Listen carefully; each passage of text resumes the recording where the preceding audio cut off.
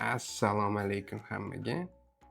Bugun neyrofotosessiya bo'yicha mana bitta qizchani rasmini nimada chizib oldim. Sun'iy intellekt bilan chizib oldimda. Endi bu bilan 3 ta stilni, neyrofotosessiyadagi 3 ta, stilni, rasmga tushish stilini hozir sinab ko'rsatib beraman sizlarga. Qisqagina tushuntirib ham o'tib ketaman.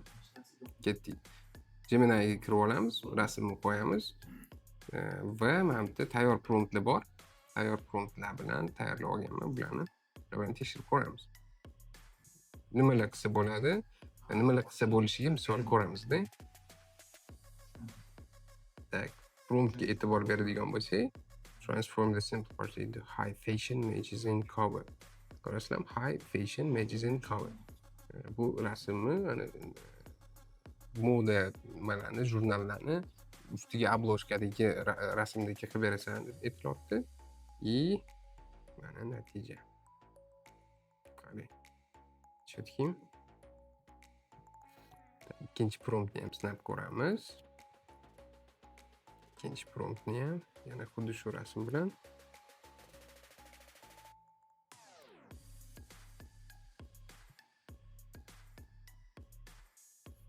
Tak. Mana. Bu yerda ham mana gullar, bir balolar qilishadi. Bularni ham formulasi bor. Istalgan rasm yasab olishda ham aniq formulaga, aniq bir formula bilan qilinsa, istalgan rasmingizni yasab olishingiz mumkin bo'ladi. Bu yog'i hammasi sizni fantaziyangizga bog'liq bo'ladi. Buni yasab turguncha hozir aytaman. Birinchisi qaranglar. Birinchisi biz rasmda subjectni ko'rsatishimiz kerak. Subjectni tasvirlashimiz kerak. Subject bu rasmdagi asosiy obyektni tasvirlashimiz kerak. Ikkinchisi context.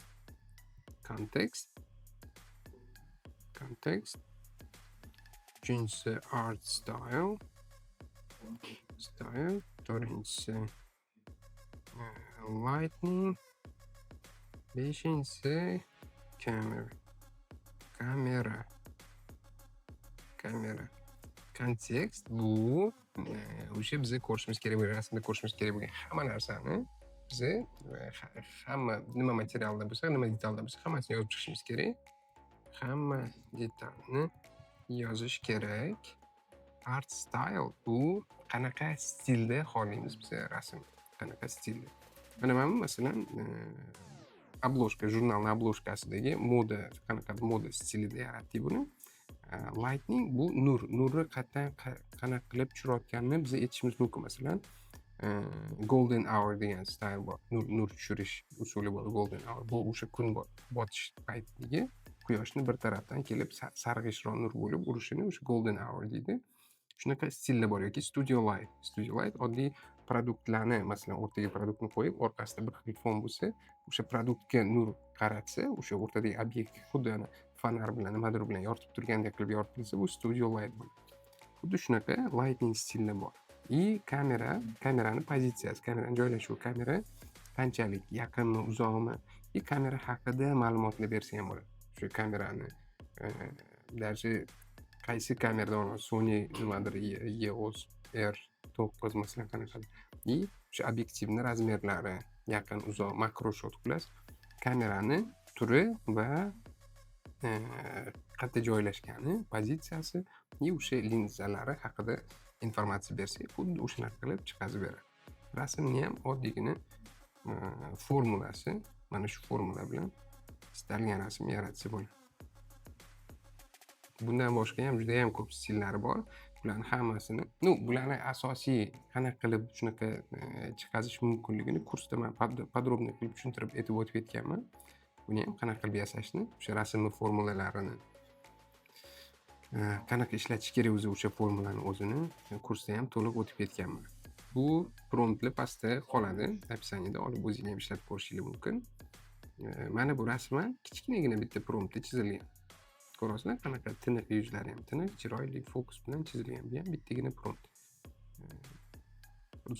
Istalgan professional rasmlarni yasayotganingizda ham aniq berilishi kerak bo'lgan, aniq keywordlar, ya'ni aniq so'zlar bor. O'shalarni berib chiqsangiz, juda katta prompt bo'lmasa ham, o'shalarni berib chiqsangiz, professional natija olishingiz mumkin.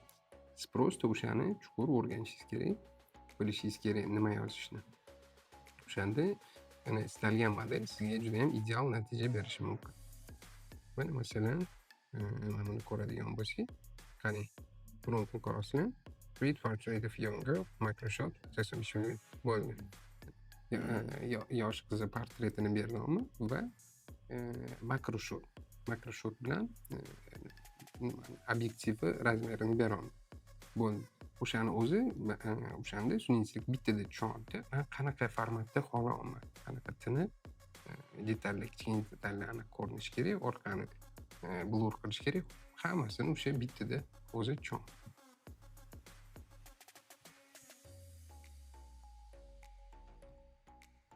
Mana natijalar.